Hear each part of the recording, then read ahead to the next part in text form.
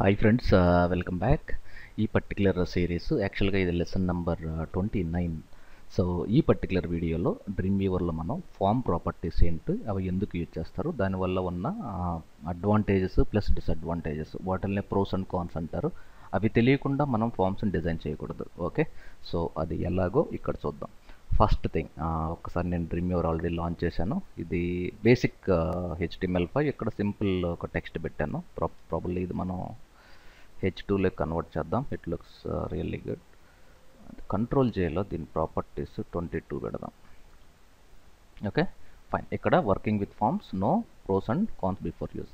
అంటే బేసిక్గా ఈ లెసన్లో నేను ఏం చెప్పదలుచుకున్నాను అంటే, ఫామ్ని మన వెబ్సైట్లో పెట్టాలి అన్నప్పుడు మీరు ప్రీవియస్ ఇంట్రడక్షన్ చూసుంటే అసలు ఫామ్స్ ఎందుకు యూజ్ చేస్తారు, దానిలో మనం క్రియేట్ చేసేటప్పుడు మనం ఫాలో అవ్వాల్సిన గైడ్లైన్స్ చూసాం. బట్ దీంట్లో ఒక ఫామ్ను మనం ఇన్సర్ట్ చేసినప్పుడు ఆ ఫామ్ కొన్ని ప్రాపర్టీస్ ఉంటాయి. ఓకే, ఆ ప్రాపర్టీస్ని సెలెక్ట్ చేసే ముందు అవి సెలెక్ట్ చేస్తే అదే దాంట్లో ఉన్న అడ్వాంటేజ్ డిసడ్వాంటేజ్ తెలియాలి. సో నేను ఈ ఫామ్లో లేదంటే ఇన్సర్ట్ ఫామ్, ఇది ఇన్సర్ట్ చేసేసాను. ఇది రెడ్ డాటెడ్ లైన్. అంటే రెడ్ డాటెడ్ లైన్ వచ్చింది అంటే ఫస్ట్ థింగ్ ప్రోస్ అండ్ కాన్స్లో ఇది ఫస్ట్ స్టెప్. ఈ యొక్క రెడ్ డాటెడ్ లైన్ తర్వాత మీరు కానీ బయట అంటే ఈ ఫామ్ ఉంది, ఫామ్ని సెలెక్ట్ చేసి నేను రైట్ యారో క్లిక్ చేసి ఎంటర్ కొడితే ఇప్పుడు నేను బయటకు వచ్చేసాను ఫామ్లో నుంచి. ఇక్కడ ఏదన్నా డేటా ఉంటే అది యూజర్ సబ్మిట్ చేసినప్పుడు డేటాబేస్కి కానీ లేదంటే మీ సర్వర్ వెళ్ళదు. Okay, so first step database అదే మీకు ప్రాసెస్ చేసేటప్పుడు ఎప్పుడు కూడా మీ అన్ని ఎలిమెంట్స్ ఈ రెడ్ డాటెడ్ లోపల మాత్రమే ఉండాలి. అది ఒక్కసారి మీరు స్ప్లిట్ చేస్తే మీకే తెలుస్తుంది. ఇప్పుడు ప్రజెంట్ మీరు ఫామ్ లోపల ఉన్నారు కర్సర్.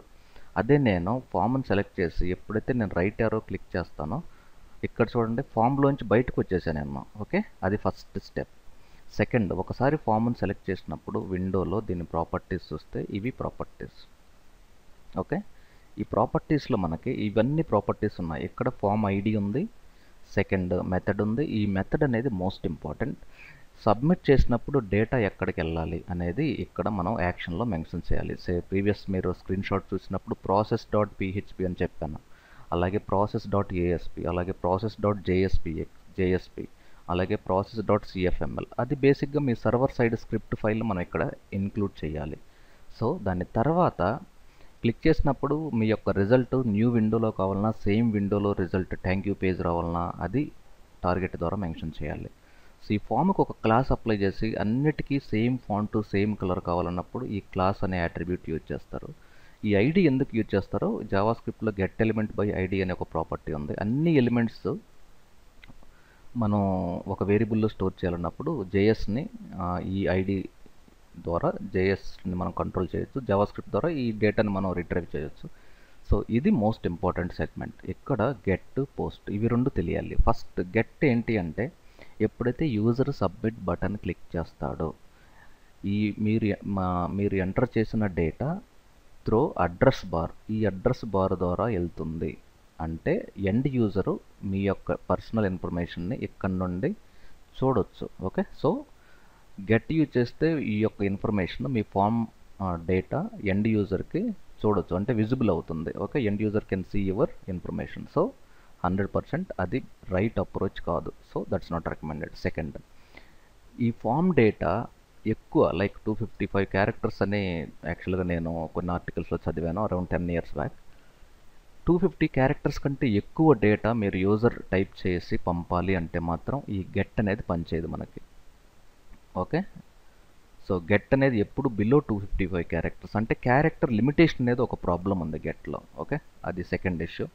థర్డ్ ఇష్యూ ఏంటి గెట్లో అంటే, మీ యూజర్ ఫామ్లో యూజర్ నుండి ఓన్లీ మీరు అంటే అతను పర్సనల్ ఇన్ఫర్మేషన్తో పాటు అతను డాక్యుమెంట్స్, అంటే అతను రెజ్యూమ్స్ కానీ లేదంటే అతని యొక్క వీడియోస్ లేదంటే అతని పోర్ట్ఫోలియో అటాచ్మెంట్స్ ఏమన్నా మీరు యూజర్ నుండి ఎక్స్పెక్ట్ చేస్తున్నారా అంటే మాత్రం గెట్ పనిచేయదు. ఓకే, సో ఫైల్స్ని మనం అటాచ్ చేయలేం గెట్లో. అది థర్డ్. ఫోర్త్ ఏంటంటే, పోస్ట్తో కంపేర్ చేస్తే గెట్ అనేది performance wide almost 10 times fast. Okay, performance wise get అనేది సూపర్, డౌటే లేదు. నెక్స్ట్, గెట్ అనేది ఎప్పుడు యూజ్ చేయాలి అంటే, లైక్ ఫర్ ఎగ్జాంపుల్ మనం సెర్చ్ చేస్తున్నాం ఒక వెబ్సైట్లో. ఒక డేటాబేస్ సెర్చ్ రిలేటెడ్ క్వరీస్ అన్నీ మనకి గెట్ అనేది బాగా యూజ్ అవుతుంది. మరి పోస్ట్ ఎందుకు యూజ్ చేయాలో చూద్దాం. పోస్ట్ అనేది గెట్తో కంపేర్ చేస్తే ఇప్పుడు నేను గెట్లో చెప్పిన అన్నిటికీ పోస్ట్ ఆపోజిట్. ఓకే, అంటే ఇక్కడ క్యారెక్టర్ లిమిట్ అనేది అన్లిమిటెడ్, సెక్యూరిటీ లెవెల్స్ అనేది గెట్తో పోలిస్తే ఇది 100% సెక్యూర్. థర్డ్ వచ్చి మన అటాచ్మెంట్స్కి కూడా పోస్ట్ అనేది సపోర్ట్ చేస్తుంది. ఫోర్త్ ఏంటంటే గెట్తో పోలిస్తే ఆబ్వియస్లీ పోస్ట్ అనేది డెఫినెట్గా స్లో ఉంటుంది.